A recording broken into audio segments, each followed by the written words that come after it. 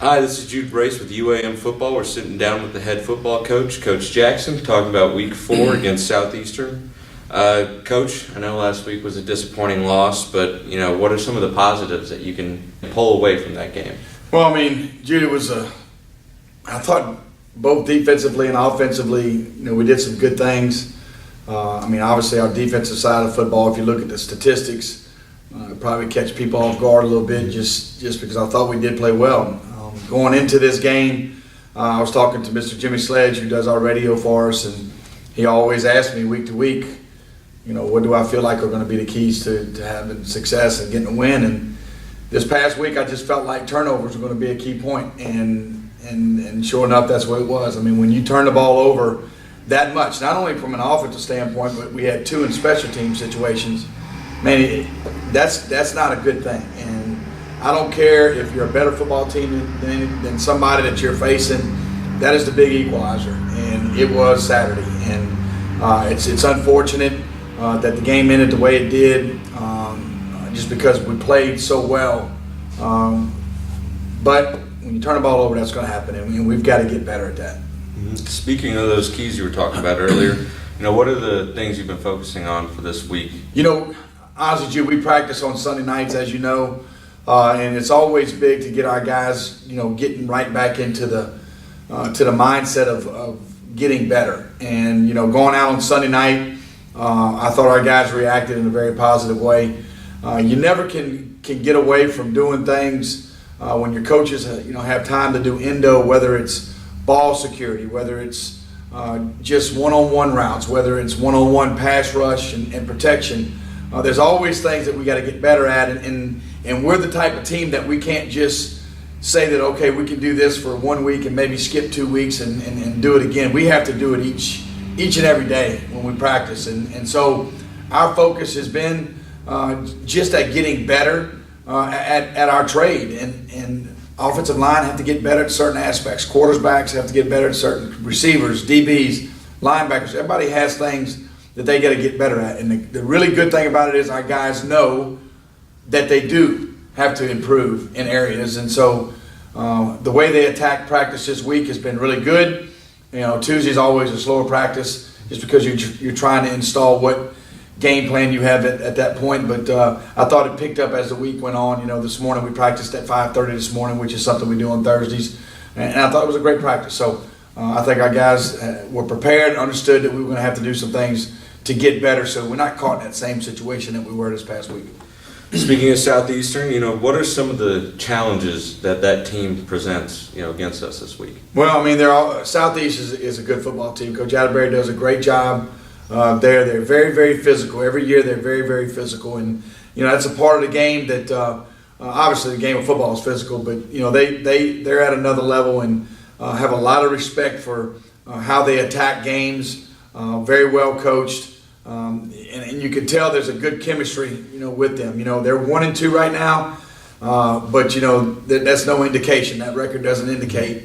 Like I've said it before, our conference is tough, and on any given Saturday, anybody can beat anybody. So Southeastern's one of those teams, though, that if they get some momentum going, they can be in the mix toward the end of the year. So we know that we got our hands full. We realize that we're going to have to play really good football on Saturday, and we're going to have to play mistake-free or keep it to a minimum. And so, our mindset is one that, hey, got a lot of respect. We're not going to fear Southeastern, but we're looking forward to the challenge. So speaking of Saturday, it's the first game that we're opening up in Cotton Bowl. Yep.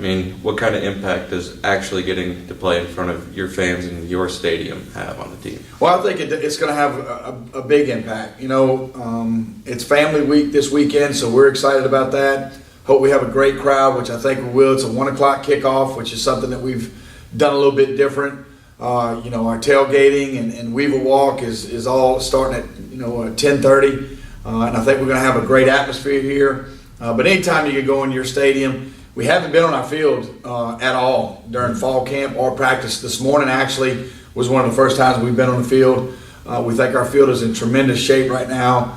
That our guys, I think it's a comfort for them. And so we're looking forward to the atmosphere. We're looking forward to having a great crowd. And hopefully the weather will be good. But if not, hey, it's just a time for us to get after it and compete. And I think if we do that, we got a chance to be in a good battle with Southeast. Okay, well, on to the biggest and probably the most important question. All right. Everybody wants to know, who's the funniest guy on the team or the staff? We've got a couple guys that are pretty. I think there's some guys that are funny that unintentionally funny, like yourself. But there's a few guys that I think are funny just because they got great like Akeem Gray is a funny guy, and some guys that are, I guess they try to be funny, but I think just in a genuine situation, I think Akeem is one of our more funny guys. All right, well, that's all we got. Thank you, Coach, and see you next week. Appreciate you. Thanks. Now we welcome on Jalen Watts, senior linebacker for the Weevils. So, what is the hardest thing in coming back from your knee injury? Everybody knows last year you got hurt early in the season, hurt your knee. How was the recovery for that? It was a long recovery process, but a lot of hard therapy, a lot of pool therapy, a lot of work, period, just to get back to where I needed to be, and plus better. What was your mindset in going into rehabbing it, getting ready for the season? Honestly, coming off of that type of injury, ACL, MCL, and meniscus, all full tears, I was just I really didn't know what to expect. It was the first time I ever really got injured like that seriously, so I just prayed about it and left it up to God and did what I could do. Was there anybody in particular on the team, family, friends that you leaned on to help you get back to where you needed to be? Majority of everybody on the team looked up to me. They came, reached out to me. My parents, they helped me out through a lot. The rehab facility I was going to, Dr. Nats, they would help me out a lot. So it was a few people that put a hand in. Mm-hmm. What is the thing that last week against ECU, where we held their team to negative 44 rushing yards, what was it that made the defense step up to another level? We kind of had our backs against the wall. I mean, our offense, they did what they could, so we kind of knew going into the game that we was going to have to play a lot and play hard-nosed football. So with that being said, I mean, the defense, we got a lot of good players. Everybody played their job, and we had a good, solid game. So you've been here for going on 5 years? 5 years. So in your time here, what's changed the most about the program? The program itself, each year has been an uprise. We won more games each season. The team bonding, definitely I can say that this team is mostly, the closest team that I've been a part of.